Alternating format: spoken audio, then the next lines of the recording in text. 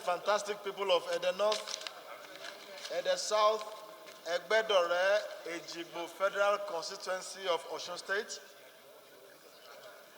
And I'm glad to also be a part of this wonderful ninth assembly. Mr. Speaker, let me also start on a note Honorable Serki Adar, Honorable Yusuf. Let me also start on the note of Honorable Banarabe, resume your seat. Noting with joy the fact that the executive accepted the positive challenge of the legislature in working towards reverting to the normal budget cycle of January to December of every year. So I thank the President and the member of the Federal Executive Council for taking that challenge and coming up with the presentation of the budget which the President did lay before us yesterday. Honorable Speaker, I want to make a few observations about the speech, which was the document through which the President presented the draft estimates before this August gathering yesterday. I start off, Mr. Speaker, by noting the comment of Mr. President on paragraph 8 of his speech, where he reflected on the growth in the GDP that Nigeria has recorded in the years 2017, 2018, and the current year, 2019.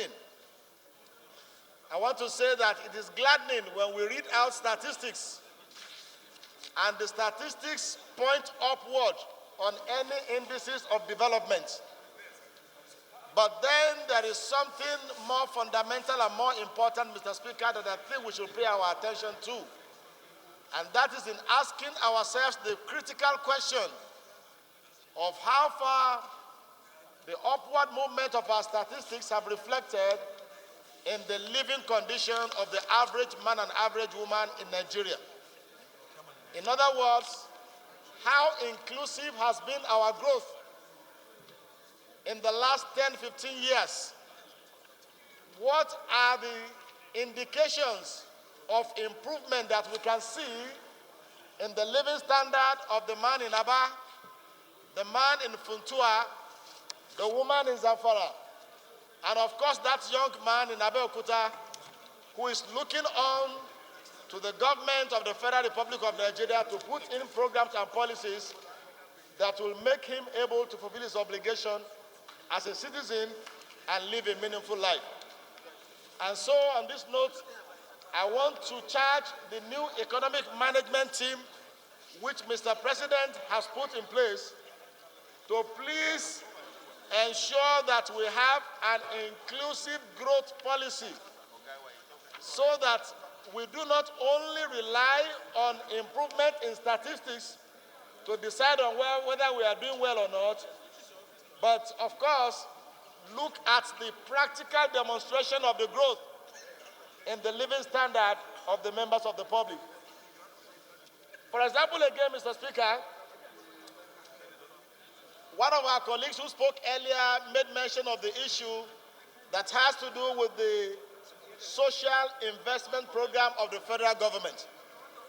I commend the federal government for initiating the social investment program in the first instance, but I also want to note that it is saddening that as critical as this component of the budget is to the living standard of Nigerians, we have had a drastic reduction in the quantum of funds allocated to the social investment program in the 2020 budget that the President has laid before us. What we are going Honorable, to your time is off.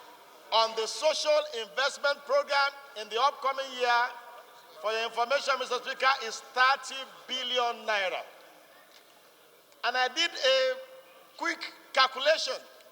If the target of the social investment program is just 10 million Nigerians, with 30 billion naira, 10 million Nigerians will be going home with 3,000 naira per person for the whole year.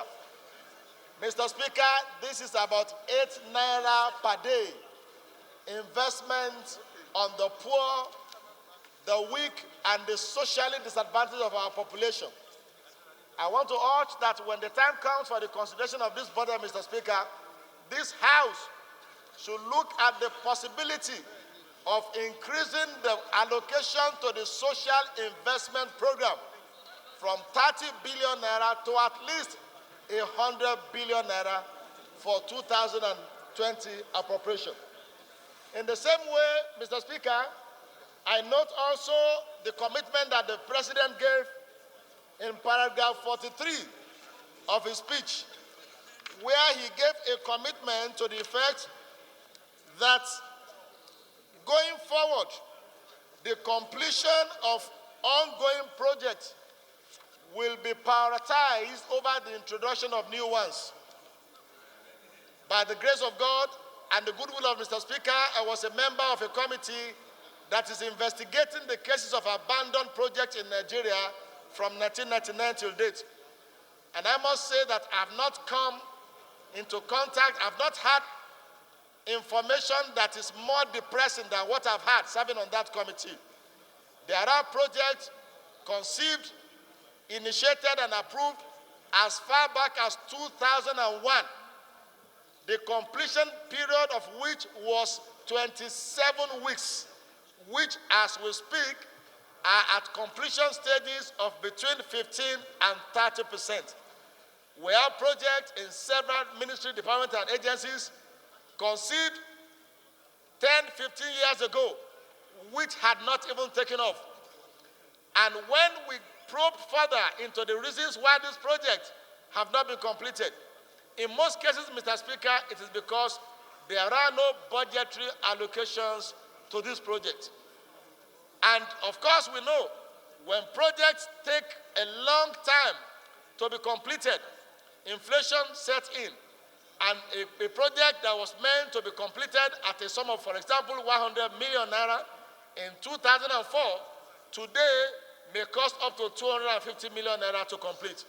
So the country loses, and the community that are supposed to benefit from the project also lose. Mr. Speaker, I commend the President and the Federal Executive Council for giving this commitment that henceforth new projects will not be introduced where there are ongoing projects that have not been completed. But I want to say, Mr. Speaker, it is one thing to make a commitment.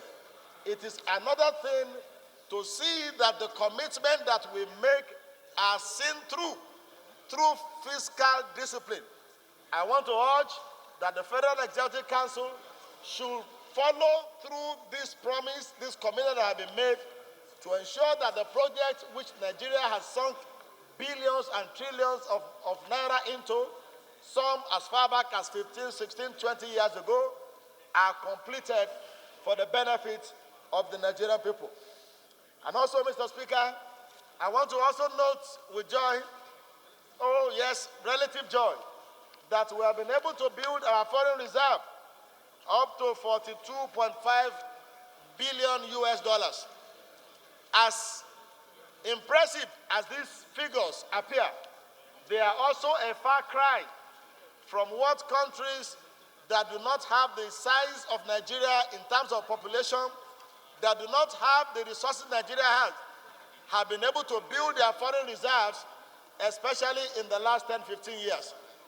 A country which consumes all it makes, especially on luxury, and refuses to put a chunk of its resources into reserve, is likely to go bankrupt when there is a little dislocation in the global economic system. And of course, we all know what is happening today in the world. You cannot predict what happens next, especially a country where the major earning power that we have is in depleting resources of oil. And we know the volatility in this sector and in this industry. So as commendable as the growth in the foreign reserve is, I want to encourage the government of the Federal Republic of Nigeria to have a definite commitment to raising our foreign reserve in the next 3-4 years to at least 100 billion US dollars. And Mr. Speaker, I think it is very possible. And finally, Mr. Speaker, I also want to ask that when we do plan our budget and our expenditure, we should have specific targets on job creation. We should put figures to the number of jobs that we hope to create in a particular fiscal year. I cannot see that in this document. I don't know whether it's in the details of the budget, but I want to encourage that when next we do our planning on fiscal policies, on budgetary allocations, we should have figures put to the jobs that we hope to create. The youth of Nigeria are looking forward to getting jobs, and day in, day out, we are being faced with insecurity that is being backed with unemployment. With these remarks, Mr. President, Mr. Chairman, Mr. Speaker, I also want to support that we go ahead with the second reading of the appropriation bill, and I want to pray that we will be able to meet up to the target of passing this bill before the end of the year so that we can revert to the January to December cycle of budgetary implementation. Thank you so much for the opportunity, Mr. Speaker.